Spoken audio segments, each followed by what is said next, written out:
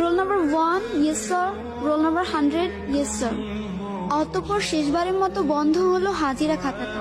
খাতাটা পড়ে থাকবে হয়তো স্কুলের কোনো এক কোণে, কিন্তু ধুলো জমা ওই পাতাগুলোতে জমে থাকবে 5টি বছরের মায়াজালে আবদ্ধ কিছু মানুষের নাম, কিছু মুহূর্ত আর জীবনের উষ্ণতম স্মৃতিগুলো।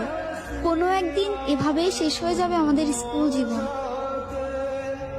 আগে স্কুলে যাওয়ার জন্য কত বাহানা, কত অজুহাত খুঁজতাম। ক্লাস 8-9 ওঠার পরে এমনটা ভাবতে লাগলাম, এই ভালো সময়টা যেন কখনো না ফুরায়।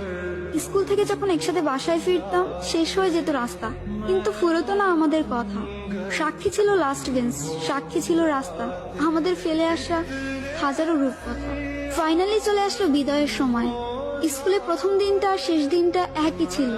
চোখে জল ফেলেছিলাম 2 দিনই, কিন্তু কারণটা ছিল একেবারে আলাদা।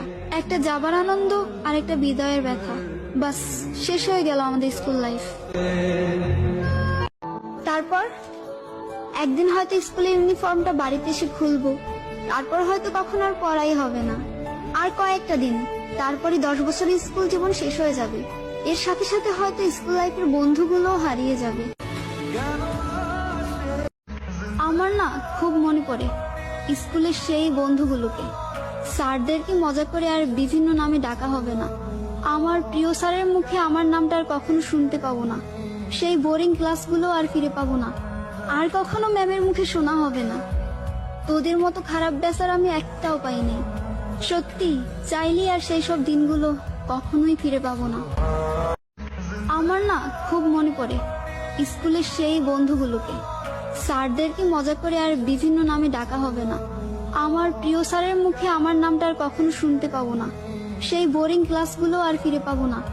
আর কখনো ম্যামের মুখে শোনা হবে না, তোদের মতো খারাপ বেচার আমি একটাও পাইনি। সত্যি চাইলে আর সেই সব দিনগুলো কখনোই ফিরে পাবো না।